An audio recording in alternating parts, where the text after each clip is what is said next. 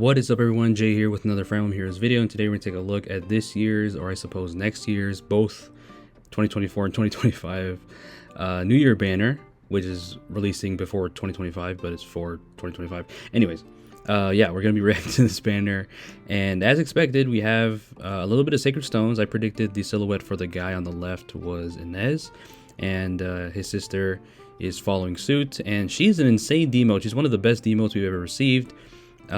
Because she has a PRF weapon and a PRF B. Now, this isn't the very first time we've had this. We've had this way back in the day. Maybe not way back in the day, but back in the day when Summer Claude was like the first, I think he was the first demote with a seasonal demote with a PRF weapon, and he also had Fallen Star. So she's not the first, but the fact that she also has SD Rain Snap as a demote is pretty crazy to me. That's honestly the craziest part, is that she has this skill, because it's very good, in my opinion, still.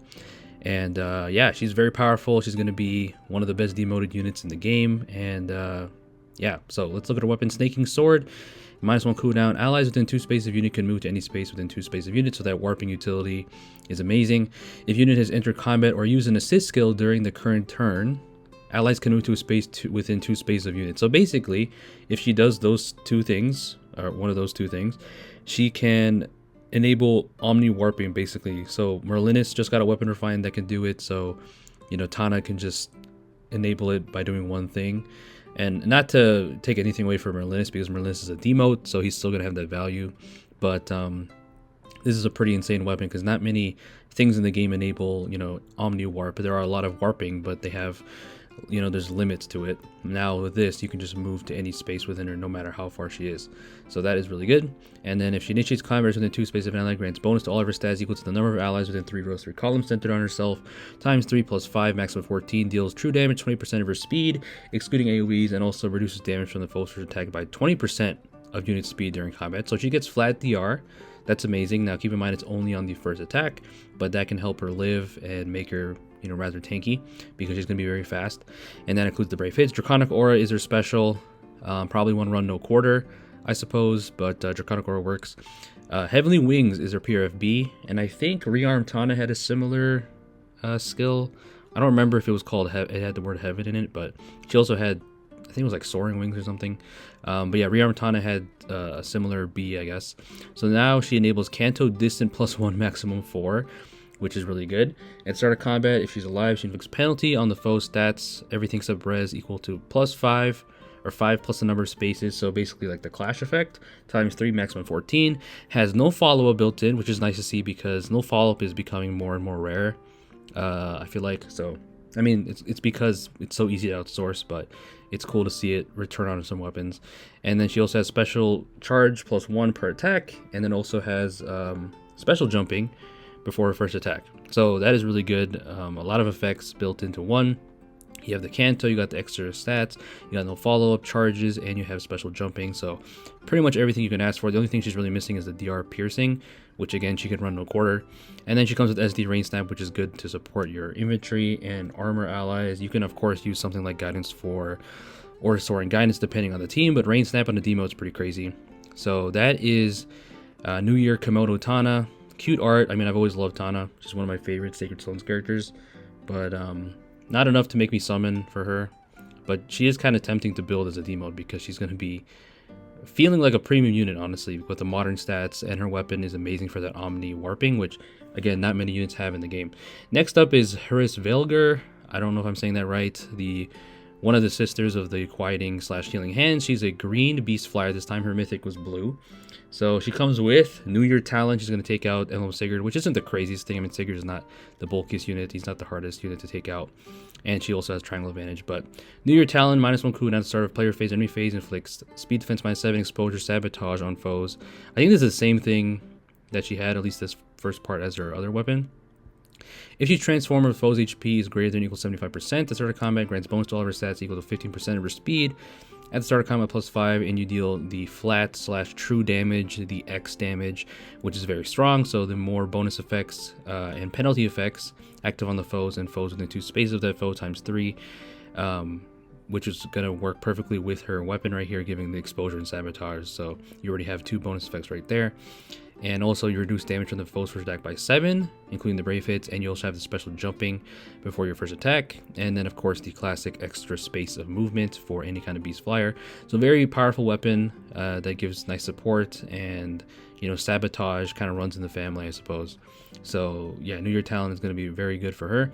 Nimble Beast, an amazing special for Beast. I'm really happy that Beast get more options, because I've said it before, but I always feel like they were lagging behind with their skill options, even though they were definitely good. There are, you know, good Beast units. They're not as, you know, it's a little bit harder to come by, and now that they have more skills like Nimble Beast, Sturdy Beast, it definitely helps them a lot. So Nimble Beast gives you that flat DR, and also more damage on your special triggers based on your speed. Attack speed fortune we've seen before. Bestial Assault is new though. This gives you Canto remaining 1, minimum 2, and this has the DR piercing along with -4 speed defense debuff, which is nice. So that can help, because she doesn't really have, I don't think she has any DR pierce in her weapon. And then Divine Talon, we've seen this before on her mythic, that neutralizes any penalty for herself and her allies. And you can also give them extra movement, which is really good. You also give them null guard. And yeah, it's pretty nice support. And for her, you know, she's not restricted to specific seasons. Like, you can use her on defense, which is cool, because that's what I always felt about her Nidhoggr, is that she felt more like a defense mythic in some ways with the extra movement and stuff. But now she has a version that's blessable, so you can use her on defense and hit pretty hard and catch people off guard, I think, because they might not read this part with the extra movement. So that is her Nidhoggr and her falcon/bird form. Yeah, so really cool. Art is great. Art is great overall. I feel like you can't really miss with kimonos. So there she is, triggering Nimble Beast, and Sigurd is gone. Next up is her sister. Now, Nidhoggr. She is, now her Nidhoggr is also a beast flyer, but I'm a bit sad that her sister is again a beast armor, because I think she's a little bit more insane, because she has insane bulk, and her mythic version is a pain in the arts to deal with if you don't have a good counter to her, like a Toon Seed or something. So here she is tanking Ninja Sanaki, and this is a very long description. So yeah, I kind of wish she was like infantry or something different, not another beast armor. This time she's blue compared to her mythic version, who's red. So I guess, you know, her mythic will still have the advantage of doing better against Emblem Lyn, because this is blue and you're probably gonna have a tougher time against Lyn. But anyways, -1 cooldown. If unit is within 2 spaces of an ally, grants defense raise +6, Hex Blade, and DR piercing, DR halving to your unit and allies within 2 spaces for 1 turn. This is already a bit different than her weapon on her mythic, I think. If she's transformed or alive at the start of combat, deal damage to foe equal to 25%. I think she had this, basically the huge, you know, damage at the start of combat.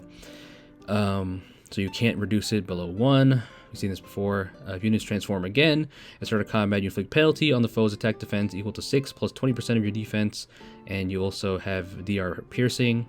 That can be, or sorry, any reduces damage by X percentage effect that can be triggered only once per combat.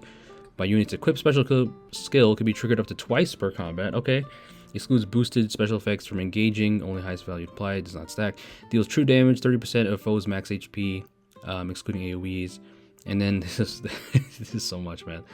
And reduces damage from foe's attacks by X. There it is, the flat DR.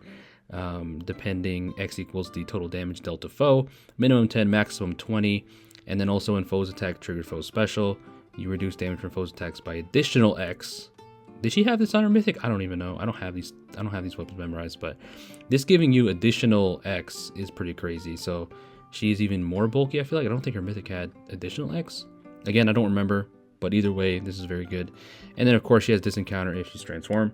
Sturdy Beast is her special of choice, because she's going to get even more damage reduction and hit with her defense, which is very bulky. And then Divine Toxin, we've seen this before. This is going to allow you to stop, you know, effect stealing stuff like Essence Drain and, you know, Tina. So this is really good, and dosage just gives you extra stats to everybody. So that also helps. And then you also have Null Guard, you have special charging. So really amazing skill, one of the best A skills in the game. And then Slick Fighter to make use of her high defense and just have even more flat damage reduction, and also neutralize her penalties. And then now we have a new skill, Higher Ground. So we Star Wars now. Higher Ground is basically a version of Barricade, where it also has the anti-warp, which is great, except this one also gives you the Savior. So this is really amazing, and I wonder if this is going to be restricted to only Beast or Dragons or something. I suppose it will be because Barricade was. We'll have to see, but yeah, Higher Ground essentially is a inheritable version of what is it? Of Halloween Myr's. Nah, is it Halloween Myr's? Which Myr is it? It's not Halloween Myr. It's her Valentine version, I think. The one with Darkling Guardian that also has anti-warp and Savior, pretty sure. So it's kind of like that, just inheritable, which is a bit sad for Myr because that made her really unique, where she can kind of have that roll compression and she can do two things at once now. There's more units who can do this with Higher Ground, so yeah, not saying Myr's bad or anything, you know, she's still usable, but Higher Ground is going to make her lose a bit of her niche, so Higher Ground essentially does that, I'm pretty sure. So that is a really good skill, and it's going to make Nidhoggr have a lot of roll compression, being a really bulky tank along with anti-warp, which is amazing. And then also supporting her allies with Hexblade, because her mythic version gave sabotage, so this time she's not trying to sabotage people, she's trying to be, I guess, maybe she's not trying to be drunk this time and, you know, be thankful for the new year, I guess, and give people support. I don't know. But Nidhoggr, looking great as always. She's one of my favorite Book 8 OCs. Admittedly, I've said it before, but yeah. But, you know, she's not someone I really want to where I have to summon for her. And then we have the sisters, more sisters, the Sisters of Healing. We have Ratatoskr and Hathrin. So I'm a bit surprised that Ratatoskr isn't the lead, you know, because Ratatoskr was pretty much like the mascot for Book 8 for a while. At least she was on the Fae icon, but her sister Hathrin is actually the lead. And this time they are a colorless tome unit, which is interesting. I'm glad they're at least a little bit more different than their other sisters, because they were pretty much the exact same class types, just different colors. And this time, at least you have colorless tome, which is unique. So New Year's treats, -1 cooldown of rally or movement assist, like all that stuff is used by an ally with the Divine Nectar status, which is going to be very easy. You grant attack rest +6 and charge to unit and that ally for 1 turn, and grant special cooldown count -1 to that ally once per turn. That is really good. Charge is going to enable a lot of stuff and catch people off guard, so that is really good. Start of combat, she's alive, grants bonus to all of her stats except for speed, excuse me, because she's going to be slow. 20% of her res at the start of combat and deals +5 damage, of units res at the start of combat +5, deals 20% true damage based on res. You have Null Guard and DR Piercing. Blazing Wind is your special to nuke with an AoE, because she does have the -1 cooldown in her weapon that she can enable really easily with the Divine Nectar activation, and that is going to hit very, very hard. And then Crystalline Water to maximize the attack on that, and also maximize your res. That's going to give you even more stats and true damage, so that is amazing. And then we have Attack Res Discord. We saw the Speed Res version on Rearmed Marianne. This is going to give nice support and punish those units that are grouped up together. And you also have more true damage based on your res. And then Nectar's Magic, which is Divine Nectar, but probably better. I haven't read this yet. At the start of player phase or enemy phase, if units within 2 spaces of an ally grants Divine Nectar, which again, Divine Nectar is amazing because it pretty much stops, they don't put it all here, but Divine Nectar pretty much stops Fatal Smoke. You know, it stops deep wounds, it has the healing, and it has the ability to let you move again. I'm pretty sure, I think. But yeah, Divine Nectar's here, and then if you use a rally or movement assist, you grant another action. Yeah, that's what I just said. Once per turn, and then if you initiates combat or has an area effect special equipped, you grant special cooldown count -1 to unit. Wow. So, is this included in Divine Nectar, or does it only mean Ratatoskr and Hathrin?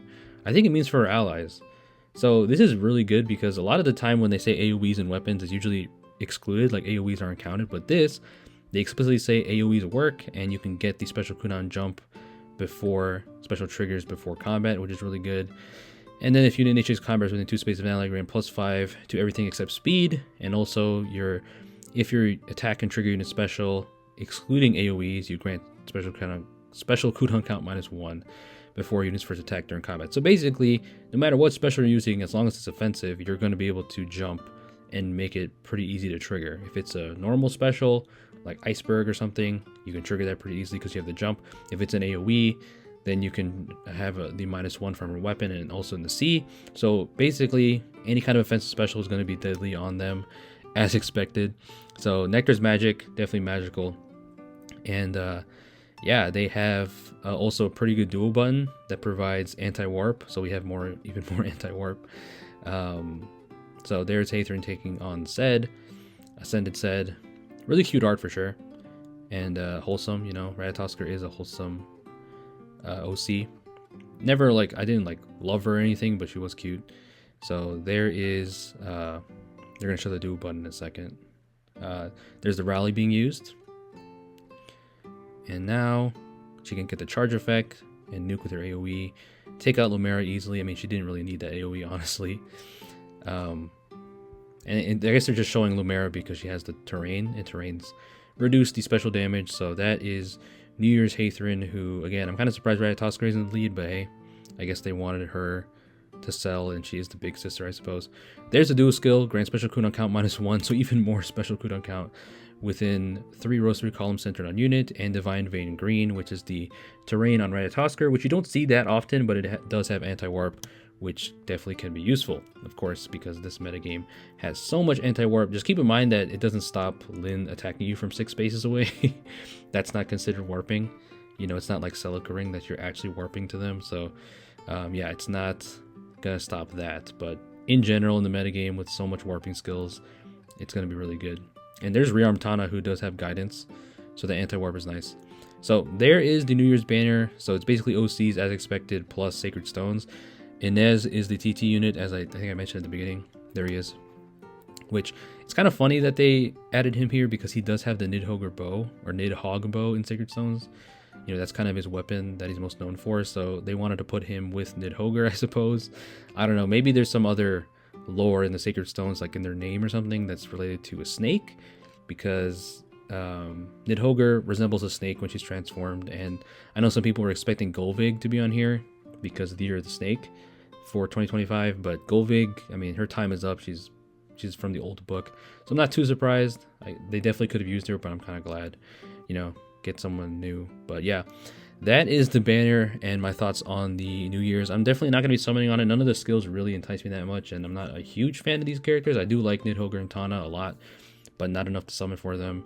So I'm going to be continuing saving, but if you are summoning on this banner, good luck. And if you guys enjoyed listening to me ramble as usual, please leave a like, and please stay safe out there. Peace out.